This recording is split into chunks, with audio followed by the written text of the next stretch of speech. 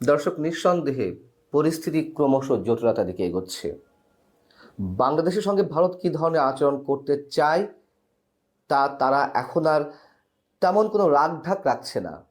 মোটামুটি স্পষ্ট ইঙ্গিতের মাধ্যমে বুঝিয়ে দিচ্ছে ভারত কোন দিকে এগোচ্ছে। বাংলাদেশের ভূখণ্ড ব্যবহার করে ভারতের সন্ত্রাসবাদী তৎপরতা চালানো হতে পারে। ভারতের যে আশঙ্কা, বাংলাদেশের যে সাম্প্রতিক কর্মকাণ্ড এবং মৌলবাদীদের আস্ফালন, তাতে সে বিষয়টিই প্রমাণিত করে দিচ্ছে। আমরা যতই ধরে নেই যে ভারত তার নিজস্ব স্বার্থে, রাজনৈতিক স্বার্থে কিংবা আওয়ামী লীগকে ভারত বাংলাদেশে বারবার ক্ষমতায় দেখতে চাওয়ার জন্য যুক্তরাষ্ট্রকে যে মেসেজটি দিয়েছিল 2024 7 জানুয়ারি নির্বাচনের আগে, যে এই অঞ্চলের স্থিতিশীলতার জন্য, নিরাপত্তার জন্য আওয়ামী লীগকে প্রয়োজন, প্রকারান্তরে সেটি প্রমাণ করে দেওয়া হচ্ছে, বা অটোমেটিক্যালি কেউ কেউ খেলতে গিয়ে সেটি সত্য প্রমাণ করছে।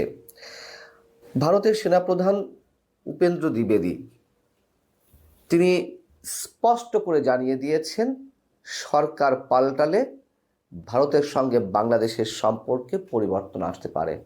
অর্থাৎ বিপরীত যদি আমরা ভাবি তাহলে কি হতে পারে বোঝা যাচ্ছে। এবং এই মন্তব্যটি তিনি করেছেন শনিবারে নয়াদিল্লিতে আয়োজিত একটি অনুষ্ঠানে। সেখানে চীন এবং পাকিস্তানের মধ্যকার যে সম্পর্ক, সেই জায়গা থেকে বাংলাদেশ প্রসঙ্গ তিনি বলেন যে চীন ও পাকিস্তানের মধ্যে উচ্চ মাত্রার যোগাযোগ রয়েছে, যা মেনে নিতে হবে। এর অর্থ দুই ফ্রন্টের হুমকি এখন বাস্তবতা। অর্থাৎ চীন এবং পাকিস্তানকে তারা দুই মুখ থেকেই তাদের জন্য একটা হুমকি হিসেবে দেখছে, এবং সেই দুই হুমকি, দুই ফ্রন্ট লাইনের জায়গা থেকে বাংলাদেশকেও ভর কেন্দ্র হিসেবে ব্যবহার করা হতে পারে, সে কথাই অনেকটা তিনি বুঝিয়ে দিয়েছেন। দ্বিবেদী বলছেন যে আমাদের পশ্চিমা প্রতিবেশী এবং বাংলাদেশের সঙ্গে আমাদের সম্পর্ক রয়েছে, কিন্তু পাকিস্তান এবং বাংলাদেশের মধ্যে ক্রমবর্ধমান যে ঘনিষ্ঠতার সম্পর্ক, সেই জায়গা থেকে তিনি বলছেন যে আমার মতে যেহেতু সন্ত্রাসবাদের কেন্দ্রস্থল একটি নির্দিষ্ট দেশ, পাকিস্তানের কথা বলছে, আমাদের প্রতিবেশী যে কোনো দেশের সঙ্গে পাকিস্তানের সম্পর্ক থাকলে আমাদের উদ্বিগ্ন হওয়া উচিত। অতএব আমরা উদ্বিগ্ন, সন্ত্রাসবাদের পথটি সেই দেশ থেকেও ব্যবহার করা হতে পারে, স্পষ্টভাবে বলছে, যা আমাদের প্রধান উদ্বেগের বিষয়। বাংলাদেশের সঙ্গে ভারতের সম্পর্ক কি হবে এখনই, বা এই মুহূর্তে সেটি কোন দিকে যাচ্ছে, কি হবে, সাংবাদিকরা এমন প্রশ্ন করেছেন। তিনি বলেছিলেন যে সেটি বলার সময় এখনো আসেনি, এটি বললে খুব দ্রুত এটি বলা হয়ে যাবে। তার এই কথার মধ্যেই অনেক ধরনের ইঙ্গিত আমরা খুঁজে পাচ্ছি। অর্থাৎ সিদ্ধান্ত তারা নিয়ে বসেই আছে, কিন্তু প্রকাশ করতে চাচ্ছে না।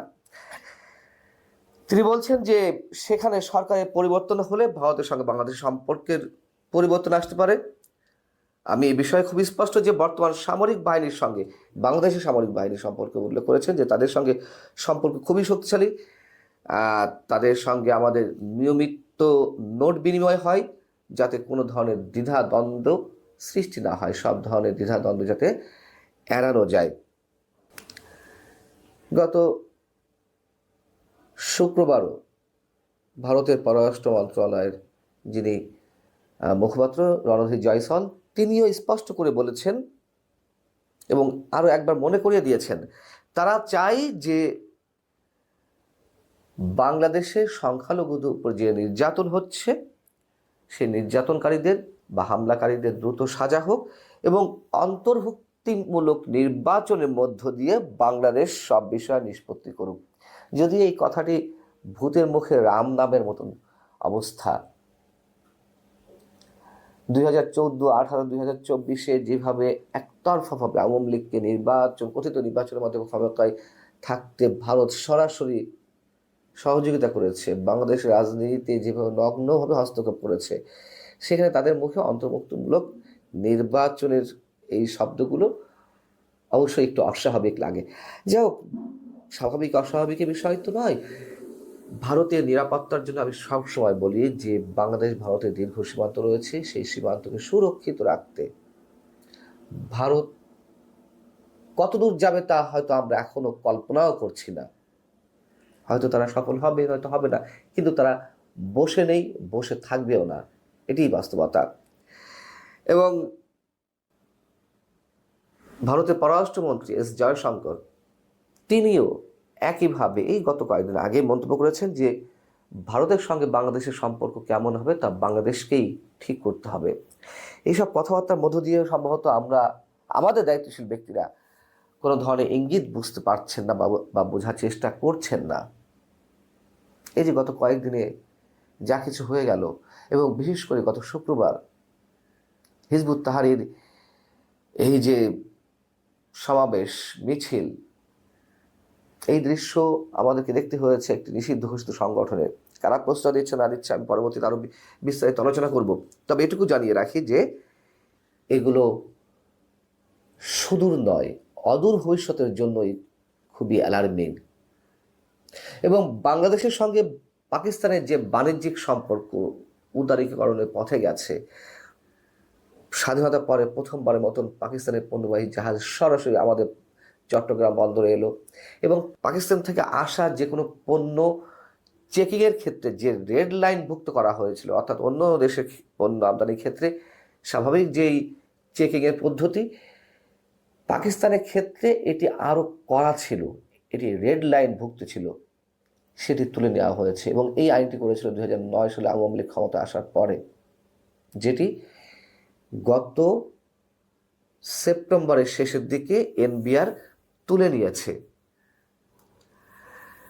এমনিতেই যে সম্পর্কে উষ্ণতা আমরা দেখতে পাচ্ছি নানান ক্ষেত্রে, তার উপর আবার যে পাকিস্তানের পণ্য বাংলাদেশে আসা, যে নজরদারির মাধ্যমে বাংলাদেশে পাকিস্তানের পণ্য আগে আসতো, এখন সেটি শিথিল করা এবং এর মাধ্যমে বাংলাদেশে পাকিস্তান থেকে অস্ত্র আসতে পারে তেমন আশঙ্কায় দিল্লি করাটাই স্বাভাবিক। এই যে সত্যহীন বাণিজ্যের যে বিষয়টি উন্মুক্ত করা হলো, তা আসলেই পাকিস্তান নামক এই রাষ্ট্র থেকে বাংলাদেশ কিংবা ভারতের জন্য হুমকির তেমন কোনো কিছু আসে কিনা, সেটা তো অবশ্যই বিবেচনার বিষয়। এবং ভারত এতে চিন্তিত ঠিকই, কিন্তু প্রকাশ্যে কিছু বলছে না। যেহেতু এটি দুই দেশের অভ্যন্তরীণ বিষয়, তারা প্রকাশ্যে কিছু বলছে না, কিন্তু তারা কিন্তু বিষয়টি খুবই সিরিয়াসলি নিয়েছে। এবং তাদের সামনে তো একটা ভয়ঙ্কর এক্সাম্পল রয়েছে। 2001 সালে বিএনপি জামাত জোট সরকারের সময় যেই 10 ট্রাক অস্ত্র বাংলাদেশে এলো, ভারতের বিচ্ছিন্নতাবাদী সংগঠন উলফা এই অস্ত্রগুলো ব্যবহার করতে চেয়েছিল, ভারতকে অস্থির করতে চেয়েছিল। সেসব বিষয় তো তারা নিশ্চয়ই ভুলে যাচ্ছে না। এখন একটি প্রশ্ন, আমরা যেমন ভারতের আধিপত্যবাদ, ভারতের আগ্রাসন মানতে পারি না, আমরা পাকিস্তানের সাথে এত প্রেমের বিষয়টিও মানতে পারি না। এবং আমরা ভারতের আগ্রাসন, আধিপত্যবাদ যেমন মানতে পারি না, আবার ভারতে যে সব কিছু ছেড়ে ছুড়ে দিয়ে আমাদের না মানতে পারার কারণে খুব সুবোধ বালক হয়ে যাবে, চুপচাপ বসে থাকবে, এমনটি মনে করার কোনো কারণ নেই।